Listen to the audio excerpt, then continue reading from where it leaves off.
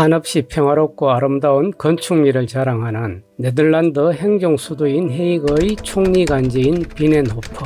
과거 오렌지공의 궁전이자 1907년 제2차 만국평화회의가 개최되었던 곳. 많은 관광객, 시민, 물새들이 한가로이 편안한 휴식을 취하는 평화로운 도심공원입니다. 하지만 117년 전 이곳은 한국인이라면 잊지 못할 을사늑약과 헤이그 밀사 사건의 아픈 역사를 간직한 현장이기에 마냥 그 아름다운 광경만 바라볼 수만 없었습니다. 일제의 강압적인 을사늑약과 그 부당성을 만천하에 알리려 한 고종의 밀사들, 대한민국 1호 검사이자 법률가인 이준 열사가 일제의 감시망을 피해 한양을 출발한 지 64일 만에 당도한 헤이그를 심청하지가 만 117년 만인 2024년 6월 25일에 숙연하고 엄숙한 마음으로 방문하여 그분들의 발자취를 따라가 봤습니다. 안녕하세요. 청년같은 열정으로 여행을 즐겨하며 그 경험과 노하우를 공유하는 심청아재입니다. 지난 5월에 시작한 2달간의 유럽 12개국 여행 중 만난 가장 뜻깊은 곳 중의 한 곳인 이준 열사 기념관에 대한 안내와 방문 방법 등에 대한 영상을 준비했습니다. 나가지 마시고 끝까지 시청해 주시고 조국을 위해 헌신하고 희생해 주신 세 분 열사님들의 고귀한 정신을 함께 공유해 주시면 감사하겠습니다. 1907년 6월 말 만국평화회의장과 700여 미터 거리의 용호텔에 여정을 푼 이상설, 이위종, 이준 열사는 일제의 방해를 피해 여러 경로로 회의장 입장을 시도했으나 외교권이 없다는 이유로 번번이 문전박대에 당하자 외국어에 능통한 이위종이 기자회견을 자청하며 을사늑약의 부당성을 전세계 언론에 알리며 고군분투하였으나 당시 열강들의 헤게모니에 묻혀 제대로 그 뜻을 이루지 못하였고 그 울분을 참지 못한 이준 열사께서는 투숙하던 호텔에서 분사를 한 후 현지에 묻히게 되었습니다. 이후 나머지 두 분의 열사께서도 해외에서 독립운동을 하시다 슬슬이 돌아가시게 됩니다. 고종의 특사가 된 세 분이 투숙하여 을사늑약의 무효와 만민평등을 외치다 이준 열사께서 분사한 슬픈 역사를 간직한 1620년 건축된 용호텔은 한 독지가 부부의 노력으로 태극기가 나부끼는 기념관이 되어 잘 보존되고 있습니다.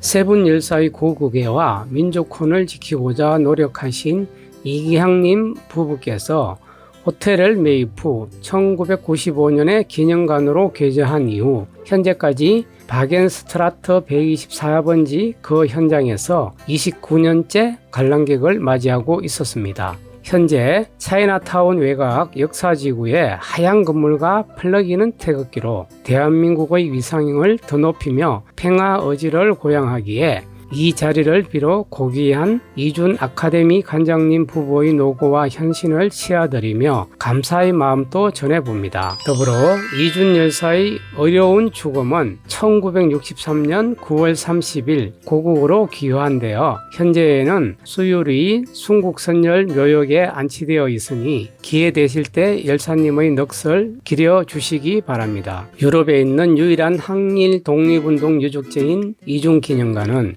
일요일과 국경일을 제외한 평일과 토요일 10시 30분 오픈하여 오후 5시경 문을 닫으며 방문 시 1층 입구의 초인종을 누른 후 입장이 가능합니다. 방문 시 입장료는 현금으로 준비하셔야 하며 주차장, 화장실, 엘리베이터 등 편의시설이 없는 점과 90분 내외의 관람 시간을 할애하신다면 의미 있고 유익한 시간이 되실 만큼 한국인이라면 인근지역 방문 시 꼭 한번 둘러보시길 추천드립니다. 입구에서 가파른 계단을 올라서면 정면에 이준 열사의 동상과 태극기와 세 분 열사의 사진이 보입니다. 그리고 이준 열사의 유흥과 기념관 안내문 등이 있습니다. 관장님으로부터 기념관의 연혁과 의사님들의 행적을 들은 후 관람 동선을 따라 2층 및 3층 전시실과 당시 사용했던 객실 등을 둘러봅니다. 마지막 순서로 관장님의 사진 촬영과 방명록도 작성 후 일천 기념식장 순으로 관람하시면 됩니다. 한민족의 아픔만큼이나 긴 400년 된 기념관 건물과 열사님들의 행적과 유품들을 잘 관람하셨는지요? 전시실을 둘러보는 내내 세 분의 열사분이 열강들 속에 고군분투, 을사늑약의 무효와 자주 독립을 외치며 문전박대당하는 상황을 생각해보며 나라 잃은 슬픔과 약소국의 비애를 빼저리게 공감도 해봅니다.